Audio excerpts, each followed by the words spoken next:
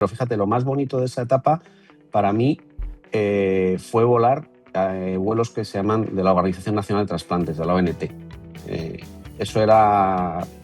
ahí sí que, hablando mal y pronto, me sentía un superhéroe, porque que te llegaran de repente, te llaman a las 3 de la mañana, a las 4 de la mañana, te tienes que ir, coger el avión en Torrejón, corriendo, ir a Santander, coger un hígado y llevarlo a Sevilla porque están esperando un trasplante o lo que fuera.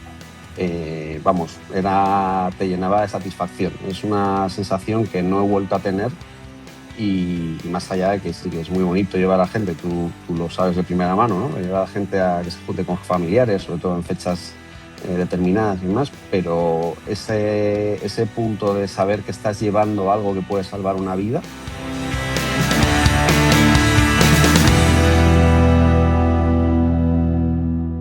Y bienvenidos una vez más a Un Piloto Cualquiera, el podcast donde podemos conversar con pilotos de avión sobre los diferentes desafíos que hayan podido tener en sus carreras y también siempre desde un aspecto humano y en el que podemos entender un poco más sobre esta apasionante profesión. Antes de dar y presentar al invitado de hoy, quiero dar las gracias a todos los que nos siguen, los que comentan, los que nos apoyan, los que comparten. En el día de hoy también quiero mandar un afectuoso saludo a aquellos suscriptores de Bolivia, donde estamos creciendo mucho. Por supuesto, también acordarme de todos los suscriptores de todos los países. La verdad es que es impresionante ver cómo estamos en casi todo el mundo, diría, realmente, y obviamente con una especial presencia en Latinoamérica y España. También recordarte que si quieres ser miembro del canal puedes hacerlo. Vamos a dejar o tienes el link en la descripción de este episodio donde puedes ver los diferentes niveles con los diferentes tipos de beneficios. La verdad es que me haría mucha ilusión si te haces miembro para poder tener una relación un poco más estrecha y cercana con la comunidad. Y también, por supuesto, comentarte como siempre que me apoyas mucho si le das like, compartes, comentas y te suscribes. Si no lo estás, hay una gran parte todavía de las personas que nos ven, que no están suscritas, por favor, realmente es algo que me apoya mucho a mí y al resto del equipo. El día de hoy tenemos también a un comandante que nos vamos a apoyar para hablar con él con la tecnología. Lo tenemos en el otro lado del Atlántico. Es un comandante, es un piloto español en el cual nos va a contar su carrera y los diferentes desafíos que ha tenido. Pero bueno, qué mejor que lo haga él mismo. Borja Díaz Capelli. Borja, ¿cómo estás? Hola Carlos, ¿qué tal? ¿Cómo estáis? Muy bien, ¿y vosotros? Bien, muy bien. Gracias por asistir aquí o estar con nosotros en Un Piloto Cualquiera. No, al revés, gracias a vosotros por darme la oportunidad de estar aquí, contar un poco mi vida y acercar nuestra profesión y vocación al resto de la gente, ¿no? Que muchas veces desde fuera parece una cosa y luego teniendo cosas maravillosas, pues ofrece una visión diferente. O sea que gracias a vosotros, de verdad. Bienvenido, bienvenido. ¿Desde dónde estás? ¿Cuál es tu situación geográfica a día de hoy? Ahora mismo estoy en España, en concreto en Mallorca, en Palma de Mallorca. En Palma, Mallorca, las Islas Baleares.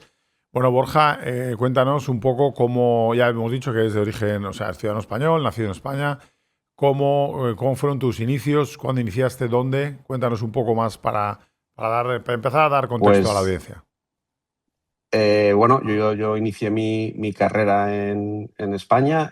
Fue un poco accidentada porque, bueno, mi hermano, que me saca 8 años, ya se hizo piloto, pilló la primera guerra del Golfo, esa primera crisis una de las crisis del petróleo que hizo que toda la contratación de pilotos pues sufriese una época valle y tardó muchísimo tiempo en encontrar trabajo.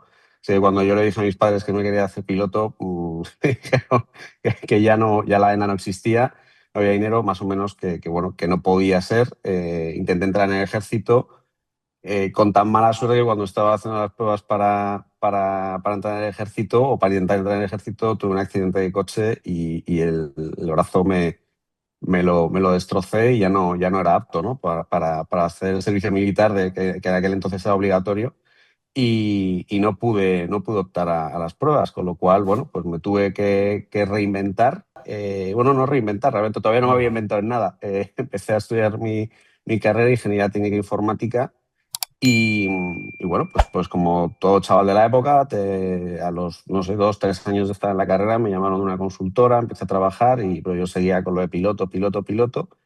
Y un buen día con 23 años dije, mira, yo quiero ser piloto, voy a hacer lo que haga falta. Entré en la compañía española de auxiliar, pedí un préstamo, me avaló un tío mío Espera, Borja, y Borja, estás ahí como acelerándote, ¿no? Entonces, ¿estabas trabajando ya como técnico informático? eso es, estaba trabajando en una consultora y bueno, decidí lanzarme a la Estudiar, piscina, ir a por mis entiendo. sueños. Y me comentabas que entraste Así de que tripulante de cabina en la querida y ya, en fin, ya cerró en su momento así Spanair, es. ¿no? Sí, entré en Spanner y bueno, eso lo que me permitía era, por un lado, tener tiempo, porque los horarios eran los del mundo de la aviación, y por otro lado, pues tener un sueldo que era mayor para aquella época, como auxiliar de vuelo, pues ganabas dinero, ¿no? Y eso a su vez me permitió el que un familiar me avalara y poder pedir un préstamo para iniciar mi andadura en las licencias, para sacarme las licencias de piloto. Ok. Y bueno, pues ¿Dónde estudiaste? terminé, En qué academia de vuelo estudiaste? eh, estudié en American Flyers de España, lo que hoy en día es European Flyers, y bueno, pues tuve muy, muy buena experiencia. Lo hice lo más rápido que pude porque el tiempo era un factor en aquella época. Y nada, terminé. Tuve la suerte de que ya empezaban a abrir las compañías, entonces se abrió un hueco en la escuela para ser instructor. Estuve trabajando como instructor 2 años y también tuve la suerte que, bueno, pues que un grupo empresarial de aviones privados, Gester, de España, compró parte de la escuela y entonces a los instructores pues nos ofrecían la posibilidad de irnos a volar aviación Ok. ejecutiva. Y Borja, cuéntame, antes de continuar, comentabas que hiciste la carrera de técnico informático, una carrera Ujú, técnica, evidentemente. ¿Te ujú. ayudó esto para luego posteriormente estudiar piloto, la parte teórica? ¿Tú crees que fue una ayuda o crees que no tuvo mucha influencia? No, sin duda, sin duda. Para mí el paso por la universidad tiene dos vertientes. Una, la parte teórica o de hábito de estudio y disciplina, y luego la parte de madurez académica que te puede dar el paso por, yo no voy a decir una universidad, por un centro educativo, es muy, muy buena, ¿no? Entonces, yo sin duda me ha ayudado, no, de siempre, o sea, es algo que agradeceré a mis padres, el que me dijeran, estudia una carrera, porque bueno, en aquella época tampoco había muchas opciones, estudiabas o no estudiabas una carrera, ahora la juventud tiene un montón de opciones académicas, ¿no? En mi Sí, época no era así. Y sin duda yo creo que es muy, muy, muy recomendable. así es, incluso recordar que, disculpa, en mercados como el Estados Unidos, muchas empresas piden que los pilotos tengan Así es. algún tipo de college degree, algún tipo de graduación o de diplomado o licenciatura universitaria. No sé si sigue Ujú. siendo así. Realmente ahora mismo con la necesidad que hay de pilotos, no sé si sigue siendo así, pero desde luego históricamente ha sido así y es importante, como bien, me ha gustado mucho cómo lo has expresado. Entonces, me comentas que después de terminar tus estudios, estás en ese interim en el que estás dando training, dando instrucción. También otro pilar clave, ¿no? Una cosa es volar, pero me comentabas que dabas instrucción también, entiendo, a otros alumnos que, bueno, que ya tú ya estabas Sí. como piloto con licencia de instructor. ¿Y cómo crees que eso también te ha enseñado? Porque luego en el desarrollo de la entrevista veremos cómo, esa parte de instrucción la has continuado desarrollando, ¿no? Esa parte de dar instrucción Sí, a otros pilotos en aviación, en aviones ligeros. No quiero decir la palabra sí. avioneta, no sea que algún suscriptor o alguien se nos moleste. ¿Cómo crees que ha impactado o si crees que fue importante también? Muy, muy, muy importante porque dentro de la vocación que es volar, descubrí otra vocación que es el enseñar. Y yo no solo me gustaba volar, sino que me gustaba lo que hacía volando, que era enseñar. De hecho, bueno, pues porque más allá de países como Estados Unidos, ahora ya es diferente, pero antiguamente ser un instructor de aviación ligera o de ave initio era complicado porque no podías vivir en las mismas condiciones que un piloto de línea, ¿no? Económicamente hablando y socialmente hablando.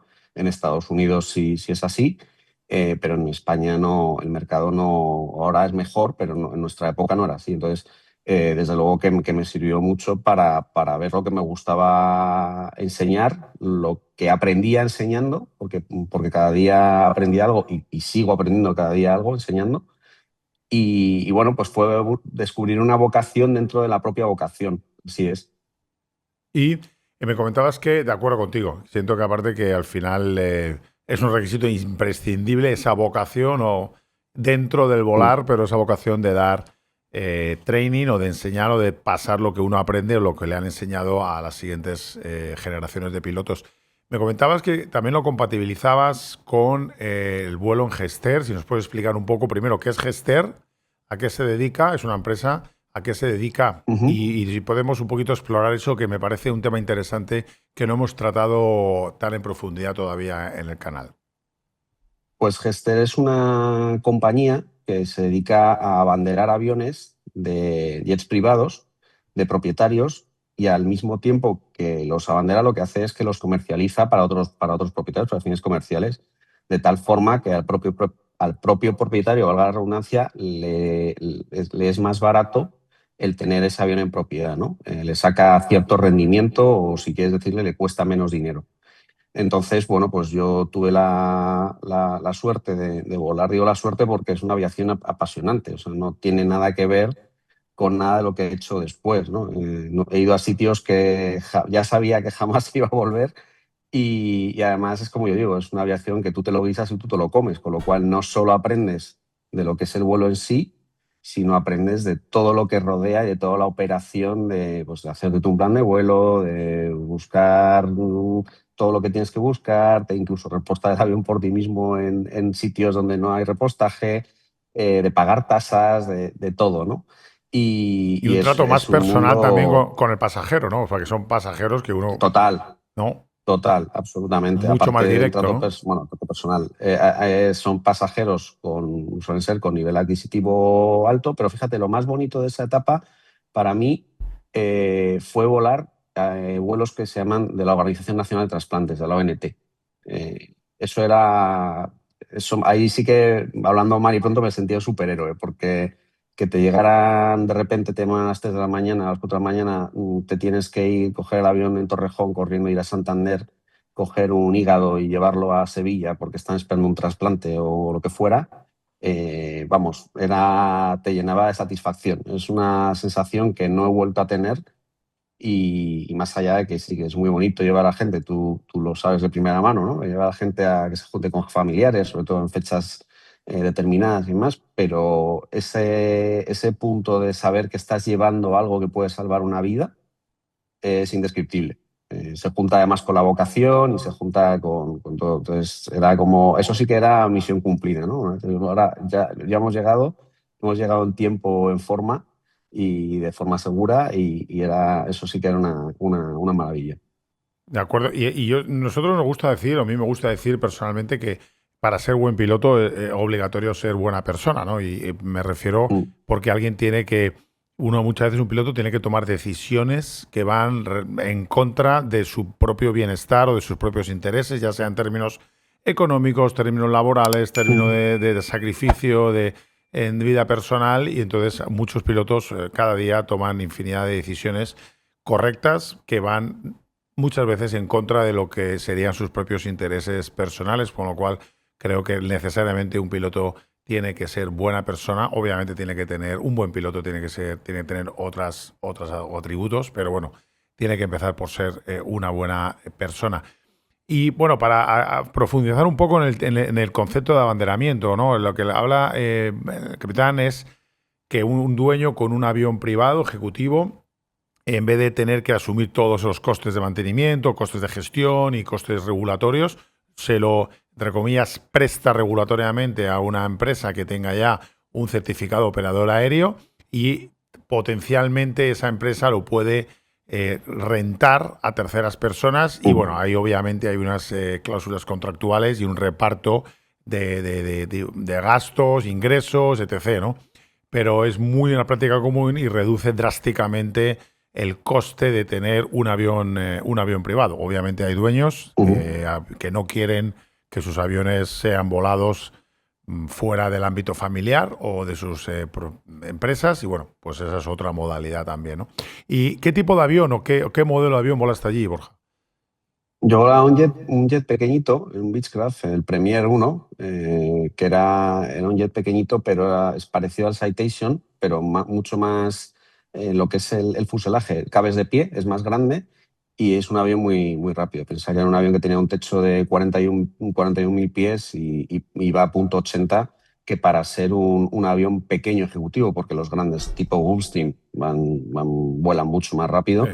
pero era un avión que era muy, muy, muy rápido y de hecho pues éramos de los primeros operadores en el mundo que tenía este avión. En España solo había dos, nosotros éramos uno y bueno, también fue una experiencia, toda la parte formativa que inicié en esa etapa, ¿no? Porque tuve también la suerte de poder formar y hacer habilitación de tipo en Wichita, en Kansas, de la mano de Fly Safety.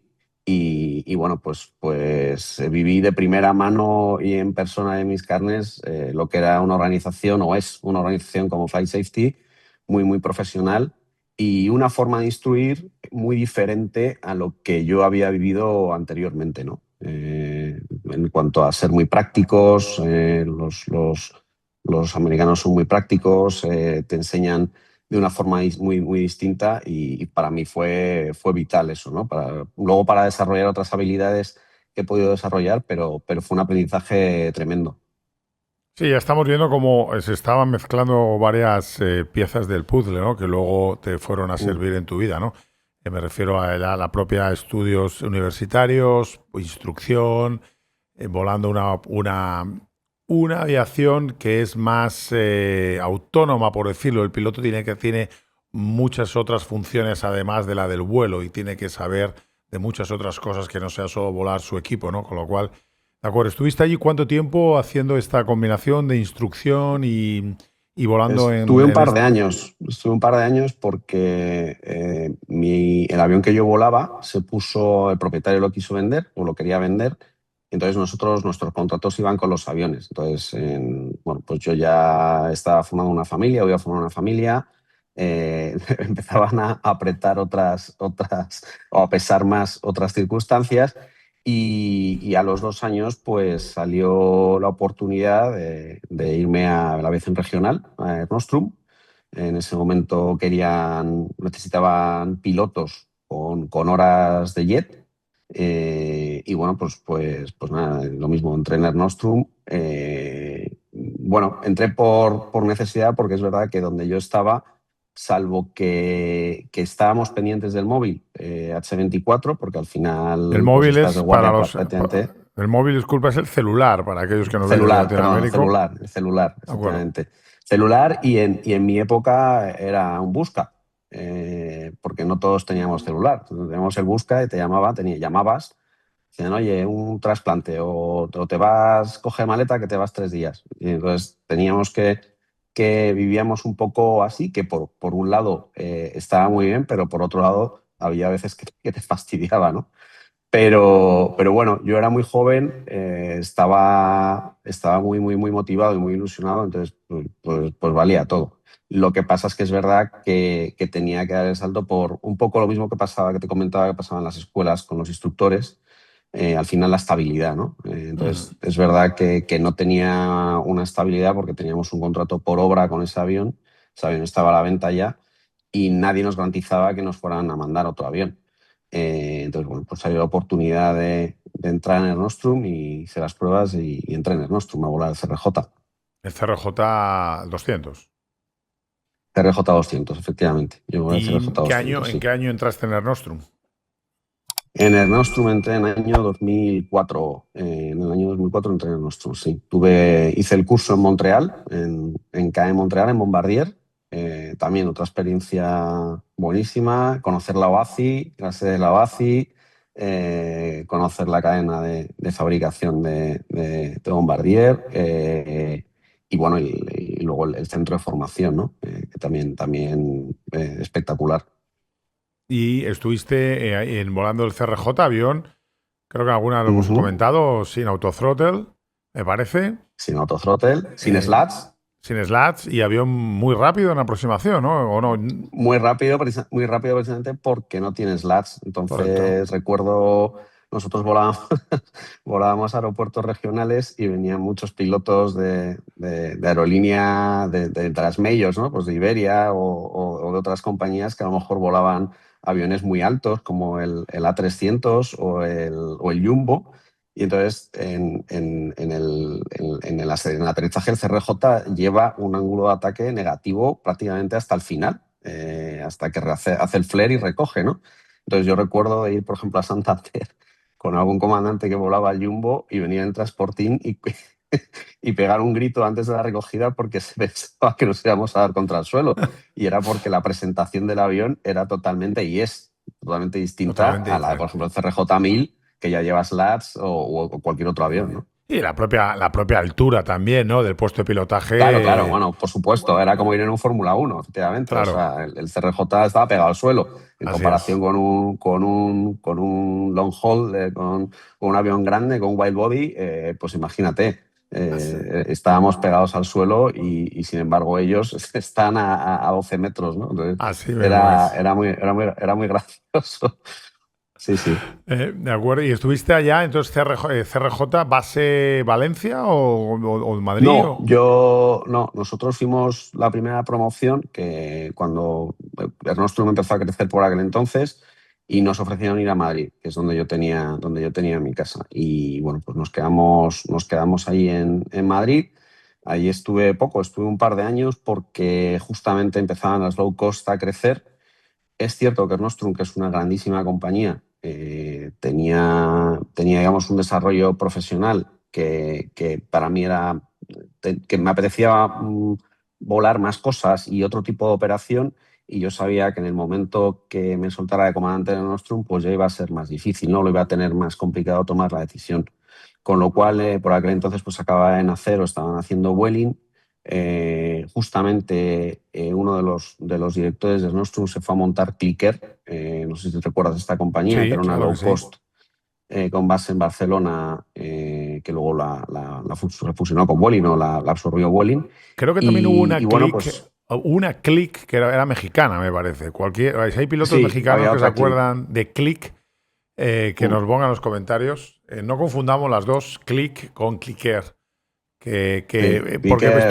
estuvieron creo que operativas con un nombre muy, muy similar, obviamente en dos mercados diferentes, pero al mismo, creo que no sé si hubo años en los que estuvieron operando al mismo tiempo. Por favor, si hay alguien que se acuerda, nos lo ponga en los comentarios. Entonces, entraste en Vueling, me comentas, o en Clicker. No, no, no, no. Justamente cuando estaba para hacer las pruebas de Clicker, yo había hecho las pruebas en el Europa y tenía muchos amigos en Europa. Y fíjate que en España antiguamente, quiero pensar, ¿no?, que la meta de muchos pilotos era entrar en Iberia, ¿no? Que era como estabas en Iberia, ya era en Champions League, pues un poco por mis amigos, porque yo no la conocía, los amigos que estaban en Europa, mi meta era entrar en Europa. No me digas por qué, sobre todo porque les veía súper contentos, siempre estaban muy contentos. Y bueno, me examiné 2 veces sí, 2 veces, porque la primera no aprobé. Luego cambiaron las condiciones y en esas condiciones sí que me podía presentar menos por un título de inglés que me pedían. Me saqué el título de inglés y ya me presenté a la tercera y ya entré, ¿no? Entonces me presenté 3 veces a Europa en muy poco tiempo. Y hace 20 años, 20 años va a hacer este año, entré en Europa. Y bueno, pues mi vida ahí ya sí que cambió totalmente, ¿no? Ahí ya dije, pues aquí me quedo, o sea, salvo, mira que esta compañía en la que estoy, como bien es sabido públicamente, las ha pasado todos los colores, pero al final el equipo humano que tiene en general hace que de verdad sientas la camiseta, ¿no? Y es lo que me ocurrió y ya dije, bueno, pues ya aquí ya me quedo y es donde he hecho toda mi carrera prácticamente. Ok, entonces entraste, ¿en qué flota entraste en aquella época? Cuéntanos un poco tu Entré desarrollo. en el 737 copiloto, en el 737-800, en el NG. Estaban por aquella época justamente cambiando los 400 de los 800 a los 800 y yo fui también la primera promoción que no nos dieron el Classic, que ya directamente volamos el NG. Y bueno, volé el NG durante 12 años. No sé la cantidad de horas de vuelo, porque hacíamos. Además, Europa ofrecía una combinación muy buena, ¿no? Por la época que yo entré, y es que volábamos vuelos charter y volábamos línea regular. Entonces, lo mismo hacías un Escandinavia de 6 horas desde Canarias, con una operación muy, muy completa, pues una operación invernal en Escandinavia, yendo por la aerovía Tango 9, que es una aerovía especial en la cual tienes que hablar por HF.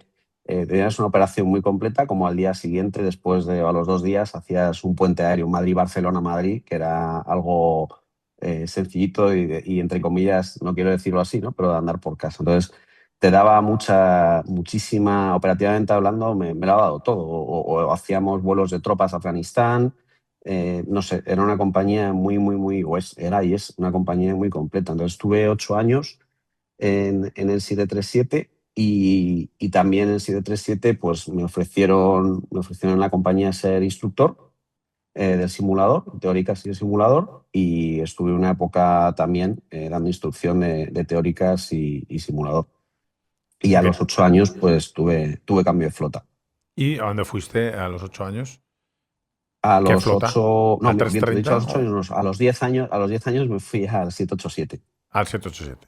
Al Dreamliner, o Sí, sea, tuviste siempre Boeing, porque tú, en tu época, bueno, tú viviste la época que tenían 330, me imagino, sí, pero sí, ya sí. estaban en ese reemplazo, o ya habían reemplazado todos cuando fuiste. No, no, no, que va, que va. Yo viví, en Europa tuvo un 340, o uno o dos 340. Cuando yo llegué, ese 340 sí que se devolvió.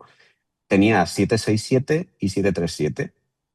Vinieron los 330, y yo cuando ya decían que venían los 787 y entonces renuncié al irme al 330. Me esperé al 787 y bueno, pues fui la segunda promoción de pilotos que se fue a 787. Tuve la grandísima suerte también de cambiar de escenario para entrenamiento y hacer mi entrenamiento de type rating en Boeing en Singapur. Cambié totalmente de, O sea, de- de que me diera. para sumarizar, bueno, pues te dejo continuar, hiciste el Beechcraft en Wichita, ¿no? Sí, sí. Hiciste el avión, ahora se me ha ido, discúlpame, CRJ, el CRJ, CRJ CRJ 200 lo Montreal. hiciste en Montreal y el Sí, simulador lo hiciste del Dreamliner, lo hiciste el 787 en Singapur. así La es. verdad es que una buena colección, ¿no? Porque no es lo normal, hay que decir a la audiencia que no es lo No, normal, especialmente en tres no, no, no. fabricantes, tres tipos de avión. La verdad es que Sí, haber ido tan lejos para un piloto español, ¿no? Continúa, Borja, por favor. sí. Pues mira, eso que dices, y como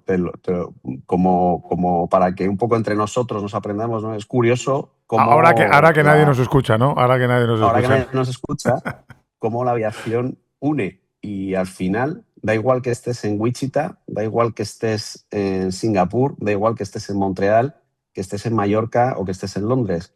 Al final hablamos el mismo idioma. Y más allá de que, como decimos en España, cada uno somos de nuestro padre y de nuestra madre, tenemos unos rasgos muy comunes.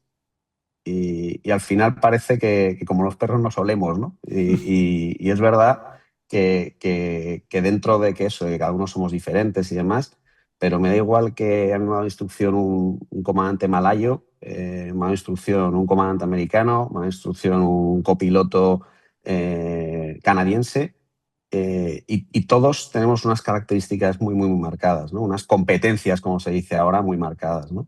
Y eso es una experiencia absolutamente enriquecedora. O sea, te puedes imaginar que al final, con sus cosas buenas y sus cosas malas, pero bueno, para mí el estar igual en el Boeing Center, Training Center en Singapur, y ver todo tipo de instructores diferentes, de diferentes nacionalidades, asiáticos, incluso latinos, italianos, americanos que estaban ahí, pues son, pues eso, lo que haces tú, historias que te cuentan luego tomando una cerveza o en el propio simulador de sus vivencias y de sus cosas que te abren mucho, mucho la mente, ¿no? Y es muy, muy, muy enriquecedora.